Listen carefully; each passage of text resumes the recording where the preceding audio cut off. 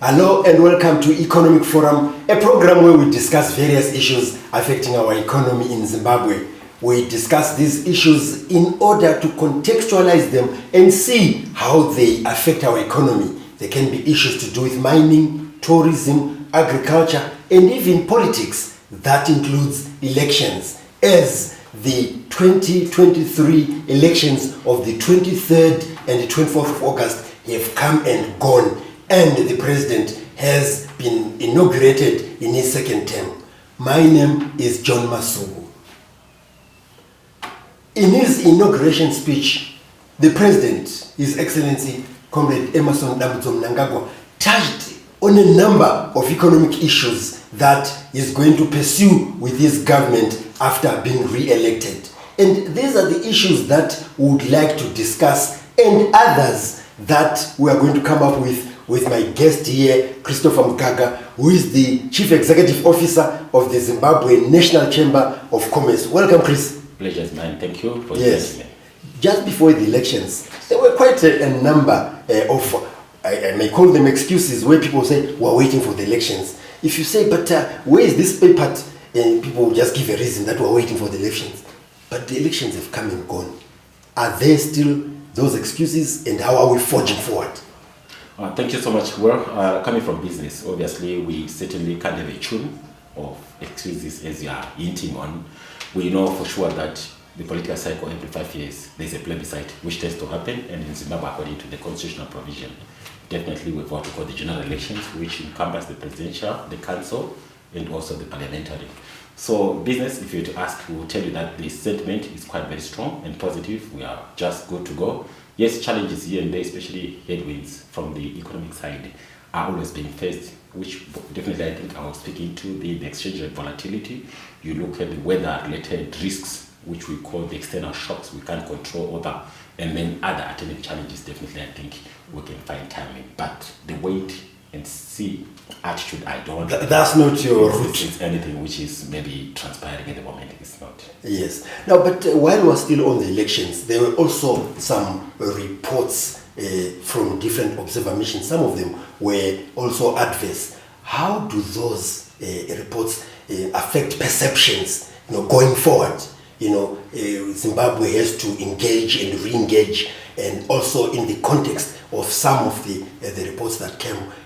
Obviously, as commerce and industry, you're positive. You have to dispel some of the negative perceptions. I think it depends on where you stand. One is a nation, two is the players within the nation.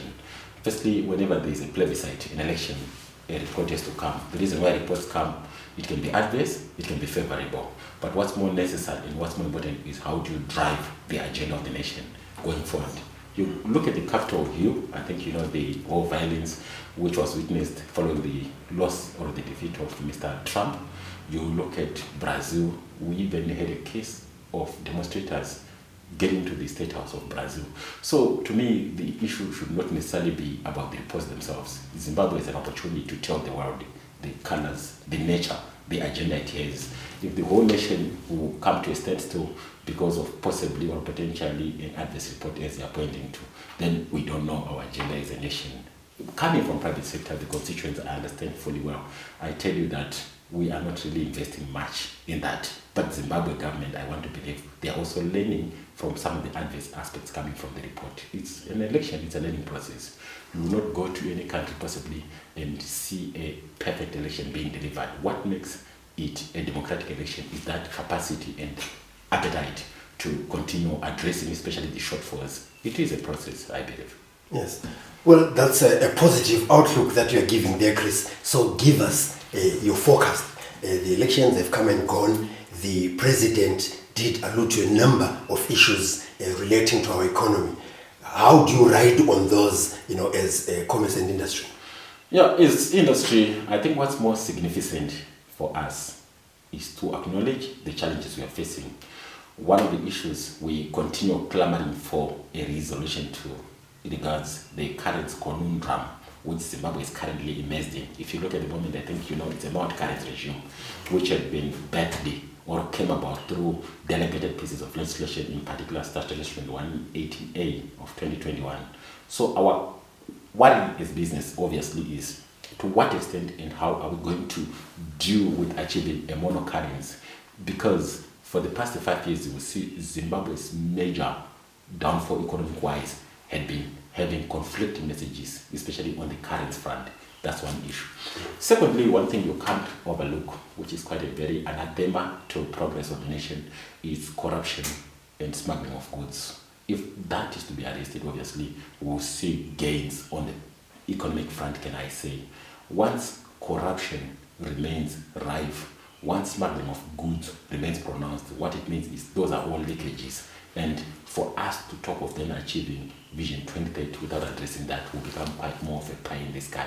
We need to work on addressing that. Then well, while we've mentioned those two, the currency and corruption, let's look at how you, as the corporate world, have been trying to address these and what impediments you have faced. Why do we still have them? The currency, the president did reiterate that we will fight just to maintain our Zim dollar so that we continue with it. But let's hear from commerce and industry.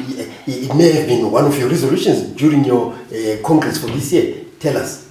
Yeah, indeed it is a resolution. But besides being a resolution also, I think we have agreed from the turn of 2013 post-GNU when the multi-currency regime seemed to somehow taking a stuttering, can I say, pace, where we were losing the multi-currency or losing the dollarization stand, if I'm to be precise. We know for sure that the current challenge we are facing, it makes planning difficult. The current challenge we are facing, it makes competitiveness issues quite a serious cancer which we are not addressing overnight.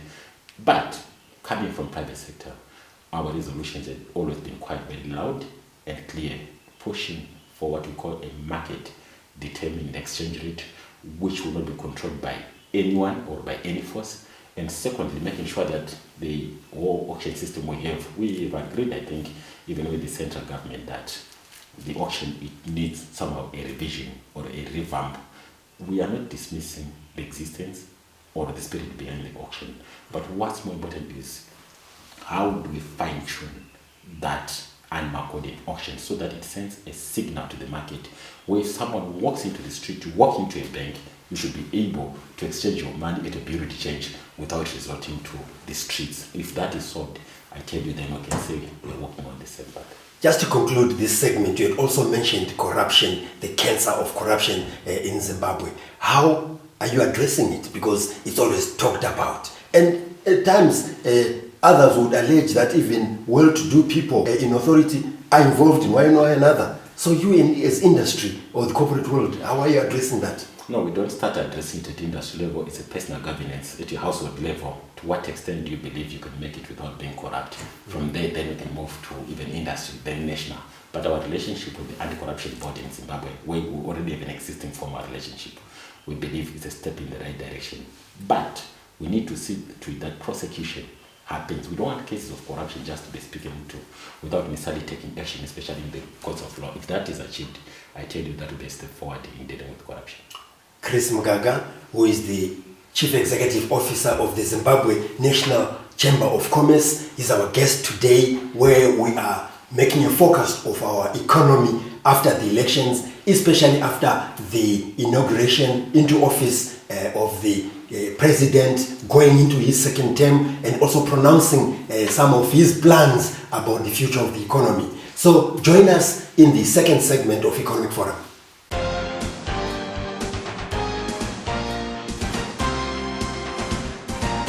We're now in the second segment of Economic Forum, where today our guest is Christopher Mugaga, who is the Chief Executive Officer of the Zimbabwe National Chamber of Commerce, and is helping us to forecast the economy of Zimbabwe post-2023 elections. He has just discussed what the corporate world thinks can be done in the area of working together with government in order to improve our currency, and we maintain our Zim dollar because we can never shine without our own currency. And then also talking about corruption, how it can also be nipped in the bud so that it doesn't continue to affect our economy. What other issues would you want to bring in into your forecast? I know NDS1 has been some of the issues being ridden by the government. Is it going to remain as NDS1, or are we now going into NDS2?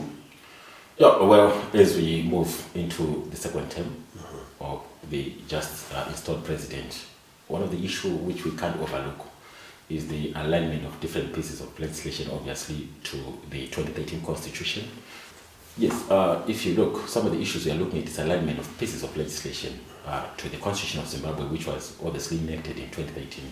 So with the new MPs we have been sworn in, what's more significant at this juncture now is to make sure that they work around the clock to see that all pieces of legislation are aligned to the Constitution of the country. And one of the issues which for some time has been quite a hanging matter is the Mines and Minerals Act. I think you know very well that one of the major forex earners in the country, which is also a big employer, remains the mining. You look at either from the big conventional mines or the artisanal mines. Zimbabwe needs to bring to finality the issue of the Mines and Minerals Act so that there is no uncertainty regarding that. In the private sector, we are quite involved in making sure that this act comes to fruition if possible.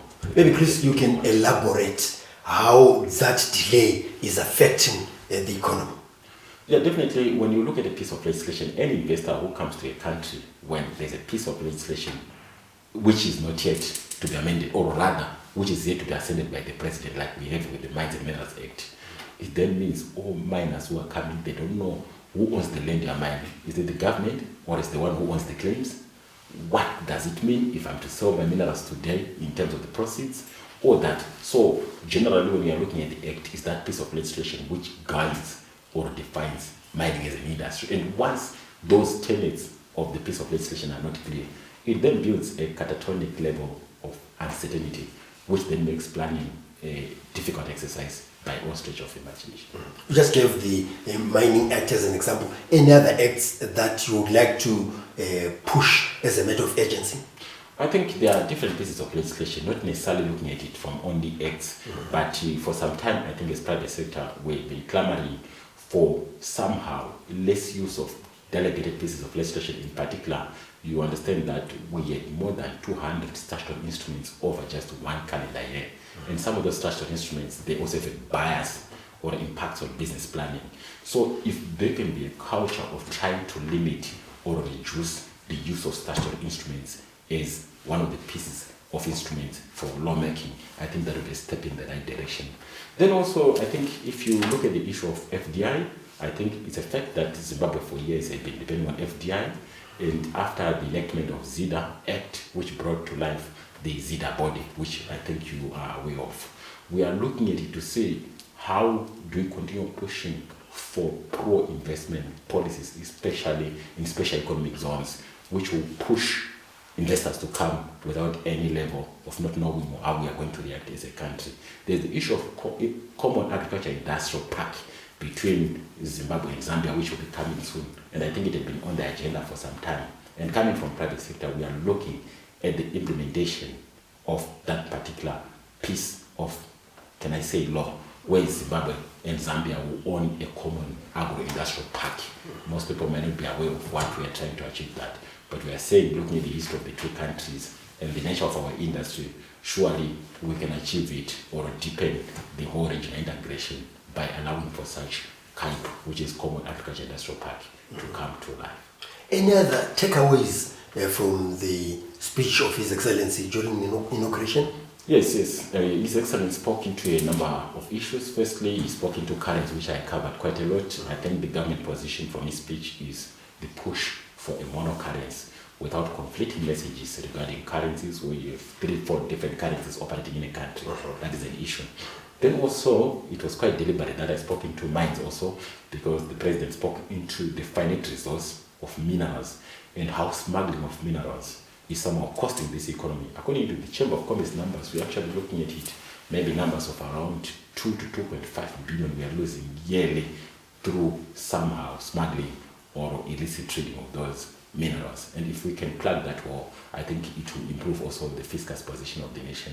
So you'll see, as Chamber of Commerce just 3 months ago, we came up with a number of resolutions also to make sure that confidence which somehow is in deficit in the investment world, in Zimbabwe in particular, can be rebuilt.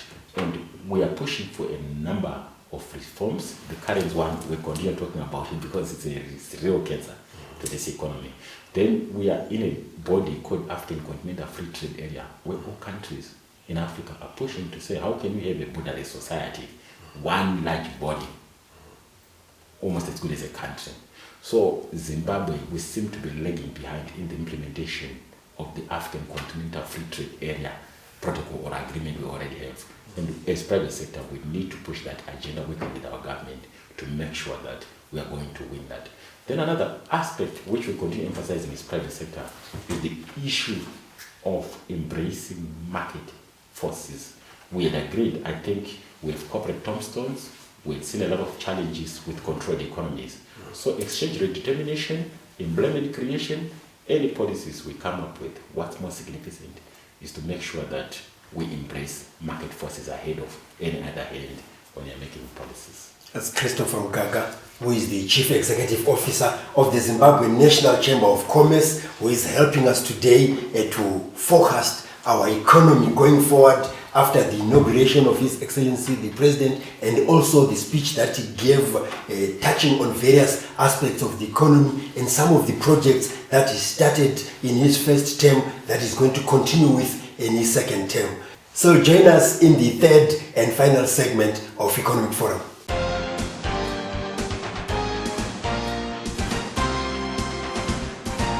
We're now in the third and final segment of Economic Forum, where today we are focusing our economy after the 2023 elections of the 23rd and the 24th of August with Christopher Mugaga, who is the Chief Executive Officer of the Zimbabwe National Chamber of Commerce. Chris, you have touched on a number of issues, but in the final segment, let's look at the outlook and how, as Zimbabwe, we're going to be meeting the targets that we're setting for ourselves.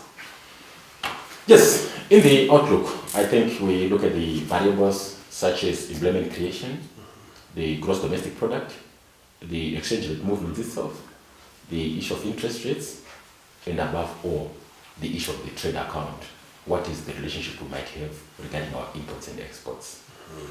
But looking at the gross domestic product, I think looking at the latest figures coming from the ZimStats and also Treasury, when you analyze the use of the currency we continue bemoaning is somehow distorted our ability to get a bigger picture or a much clearer picture of the size of this economy. Because once you are using a local currency, then trying to convert to US dollar with different exchange rates, which are debatable or somehow under contest, you may not get a better picture. So looking at such figures, in particular the GDP figures recently, there is a misleading rather picture coming out for the sake that you see using Zim dollars and then trying to convert to US dollars, and seeing the economy appear like it's not growing. But I'm quite convinced that the economy somehow to a certain extent has grown quite well and significantly in the past 5 years, rather than what is shown in the GDP figures. So we believe that after rebasing our GDP and also having stability in the current, on the current front, we might have a GDP figure which is not under any level of contest. That's one issue. Then secondly, the current account, we are looking at the relationship of exports and imports. I think what we need to work on, and work on much more, is to make sure we close the gap between the imports and exports. Because if we are to have our own currencies we are clamoring for, one of the preconditions for our own currency is to have what we call a current account surplus. The moment you are buying more goods from outside the country than you are selling, it will put pressure on your currency, which will also make it difficult for you to build reserves, which we call the capital account. So Zimbabwe's focus right now should be on us making sure that we export more than we're importing. But those numbers also for us to trust them going into year end, into the future, is to try to make sure that smuggling and other balances we can't account for are somehow named in the bud. Because you can have a figure of 4 billion in terms of export receipts formally, while real exports are 6 billion. You can't account for 2 billion because they are going through the borders unofficially. So we need that. Then the issue of employment creation, I think we've seen different figures in terms of those who are formally employed and formally employed. When you talk of unemployment, it can be a stricter definition of unemployment or a broader definition. What separates these definitions, obviously, is to what extent is someone who is not employed willing to continue being active in the market looking for that job. If someone is not employed and you sit at home and say, I've surrendered looking for a job, it's hard for you to be picked in those numbers of unemployment. So we need to see to it that we understand the levels of informality in the economy. This will also guide us in the nature of unemployment. Last but not least, the inflation front. I think for some time we always had challenges looking at what we call blended inflation, where you try to mix the US dollar and the Zim dollar. I think our position as private sector is clear that when we are reporting inflation, let inflation be separated. Well, if you're looking at ZWL, let it be. Any figures which are not looking like that, they will also be somehow distorted and misleading, especially for planning. Those are some of the issues we are looking at. How about those projects which we left unfinished as a country in the last parliament and in the last term of office of His Excellency the President?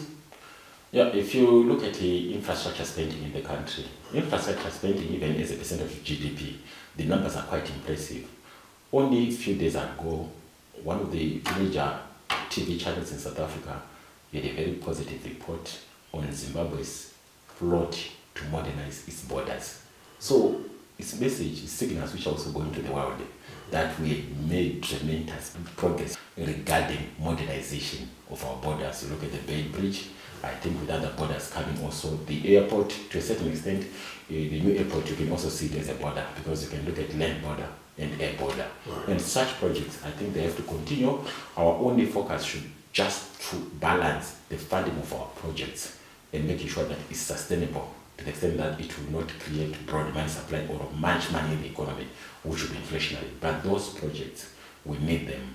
And the fact that the quality of investment is biased domestically, when most of the contractors in these projects are Zimbabweans, that should also send a signal that is inward investment, which is positive when we interpret the quality of that type of investment we are talking about. That's Christopher Mugaga, who is the Chief Executive Officer of the Zimbabwe National Chamber of Commerce. We thank you very much for coming on to Economic Forum. He has been outlining what the economy would look like or should look like, after the inauguration of His Excellency the President, Comrade Emmerson Mnangagwa, at the end of the elections of the 23rd and 24th of August 2023. So what remains is to thank him for coming to the program. If you'd like to get in touch with us, you can do so on the numbers that are showing on your screen. If you'd like to engage with us on various issues, including the economy, the outlook and the forecast and so forth, you can do so on the social media platforms that again are showing on the screen. If you have missed some of the episodes of Economic Forum, you can view them on our YouTube channel, which is Economic Forum Zimbabwe. So on behalf of Christopher Mugaga of ZNCC and the production crew, this is John Masubu wishing you happy viewing.